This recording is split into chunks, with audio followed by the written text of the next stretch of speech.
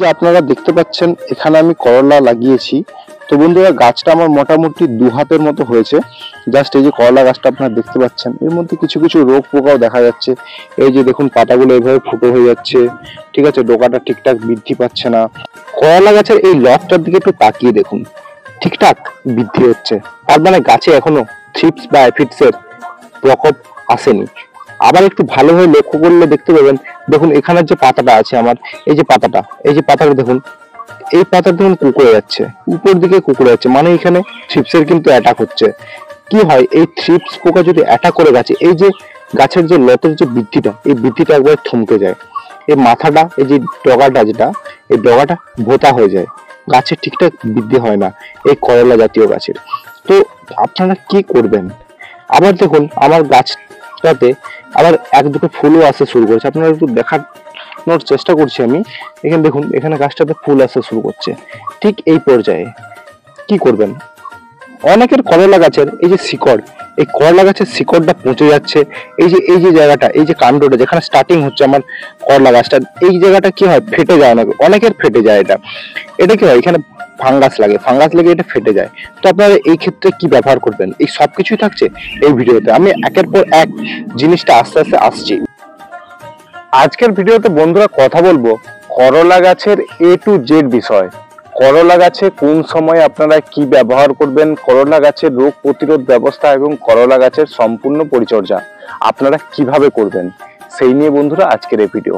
আজকের ভিডিওটাতে আপনারা দেখতে পাবেন যে করলা গাছে কি কি কীটনাশক, কি কি ফাঙ্গিসাইড, কি কি পিজিআর আপনারা দেবেন, যাতে করলার যে প্রোডাকশন সেটা বাড়ে, করলা গাছ ভালো বৃদ্ধি হয়, এবং করলার যে সাইজটা সেটাও আপনারা কিভাবে বাড়াবেন, সেই সবকিছুই থাকছে আজকের ভিডিওতে। আজকের ভিডিওটা আপনার কাছে খুব গুরুত্বপূর্ণ। যদি আপনি করলা চাষি হন বা আপনি খাবার জন্য করলা যদি লাগিয়ে থাকেন, সেক্ষেত্রেও আপনারা এই ভিডিওটাকে সম্পূর্ণ দেখবেন। এই ভিডিওটাতেই আপনারা সবকিছু ধীরে ধীরে জানতে পারবেন। যাদের বন্ধুরা এই মুহূর্তে গাছ ছোট, তারা এই সময় ঠিক আজকের দিনে দাঁড়িয়ে আপনারা গাছে কি পরিচর্যা করবেন।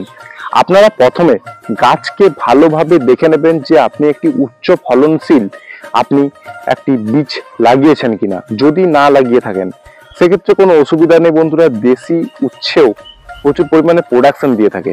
তো আপনারা যেটা করবেন এই প্রাথমিক পর্যায়ে এই করলা গাছে, সেটা হচ্ছে এই করলা গাছ জাস্ট এই বৃদ্ধির সময়টাতে আপনারা দেখলে বুঝতে পারবেন যে করলা গাছে কতটা ঠিকঠাক বৃদ্ধি হচ্ছে কিনা। যদি দেখেন এই করলা গাছের আপনার এই ডগার দিকটা থমকে গেছে, গাছের ঠিকঠাক বৃদ্ধি হচ্ছে না, আপনারা বুঝে নেবেন যে গাছে হয় সাদামাছি অ্যাটাক করেছে, না হলে কোনো জাপ পোকা বা থ্রিপস অ্যাটাক করেছে আপনাদের এই করলা গাছে।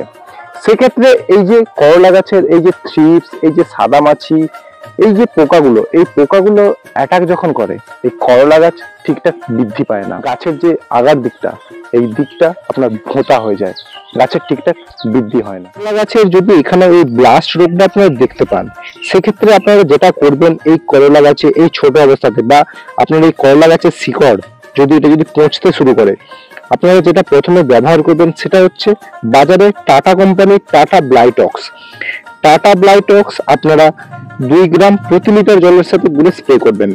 আর এর সাথে বোরন 2 গ্রাম, টোটাল 4 গ্রামের যে সলিউশন, এটা আপনারা আপনাদের এই করলা গাছে স্প্রে করবেন।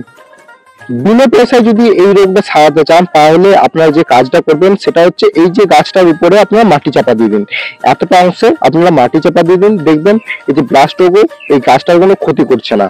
আপনারা এই জিনিসটা করতে পারেন, এটা একদম সম্পূর্ণ বিনা পয়সাতে আপনার এই রোগটা থেকে আপনারা নির্মূল পাবেন।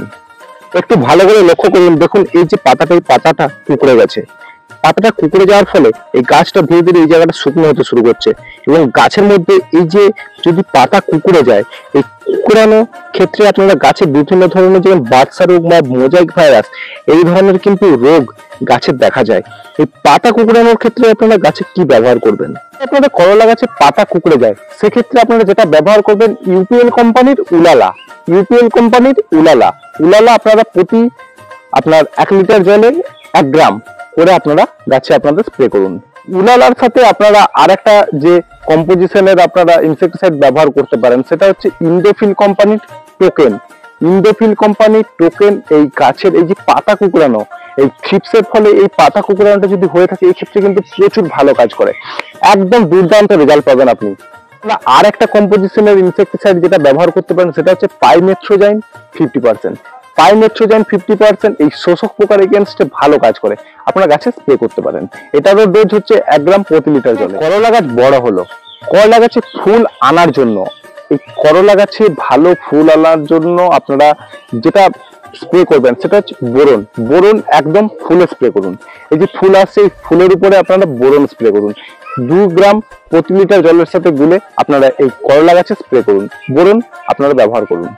আপনারা যদি একটু ভালো করে লক্ষ্য করেন, আপনারা দেখতে পাবেন এই করলা গাছে আপনারা মাকড়ের উপদ্রব, এই লাল মাকড়, এই আমার সামনে কুমড়ো গাছ রয়েছে, এই কুমড়ো গাছেও যে ধরনের মাকড়টা অ্যাটাক করে, এই লাল মাকড়টা, এই মাকড়টাই কিন্তু আপনার এই করলা গাছে অ্যাটাক করে।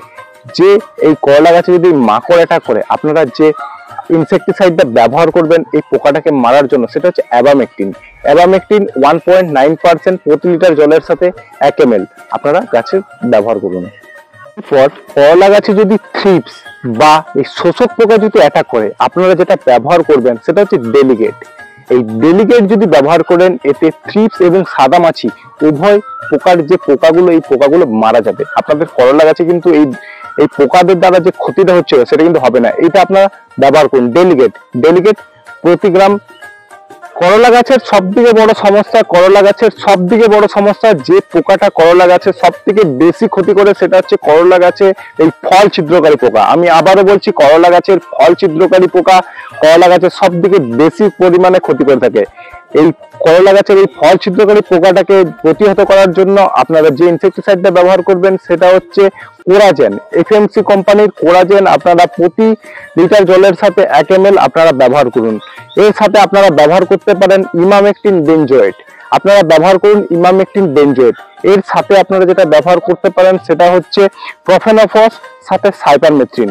এই কম্পোজিশনের মেডিসিন আপনারা যে কোনো বাজারে যে কোনো দোকানে পেয়ে যাবেন, আপনারা গাছে স্প্রে করুন। আমি কথা দিচ্ছি, এই করলা গাছে এই যে যাবতীয় যে রোগগুলো, এই যে পোকাগুলো যে অ্যাটাক করছে করলা গাছে, যে করলাতে যে ক্ষতির সম্মুখীন হচ্ছেন আপনারা, এটা কিন্তু হবে না। করলা গাছে আপনার করলার যে প্রোডাকশন সেটা বাড়বে, তার পাশাপাশি করলার সাইজটাও কিন্তু বাড়বে। কি ব্যবহার করবেন এই সাইজ বাড়ানোর জন্য? আপনারা করলা গাছের সাইজ বাড়ানোর জন্য যে পিজিআরটা ব্যবহার করবেন সেটা হচ্ছে ইফকো কোম্পানির নিহারিকা। আপনারা 2 ml প্রতি লিটার জলের সাথে গুলে স্প্রে করুন। এতে গাছের যে ভালো বৃদ্ধি হবে, ফুল ভালো আসবে গাছে, এবং এই যে গাছে যে আপনার যে এই যে করলার যেটা ধরছে, এই করলার সাইজটা কিন্তু বাড়বে। আপনারা গাছে ব্যবহার করুন এই নিহারিকা। কিছু গুরুত্বপূর্ণ পরিচর্যা করলে আপনাদের এই যে করলা গাছে যে করলার যে প্রোডাকশন এটা কিন্তু ভালো হবে। বন্ধুরা, এই ভিডিওটাকে ভালো লাগলে বন্ধুরা একটা লাইক দিন এবং চ্যানেলটাকে সাবস্ক্রাইব করুন। আপনারা যদি চ্যানেলটাকে সাবস্ক্রাইব করেন, এই যে ভিডিওগুলো আপলোড হচ্ছে, এই ভিডিওগুলোর যে নোটিফিকেশন সেটা কিন্তু আপনারা সবার আগে সবার প্রথমে পেয়ে যাবেন আমাদের এই চ্যানেলে। বন্ধুরা, ভালো থাকবেন, সুস্থ থাকবেন, ধন্যবাদ।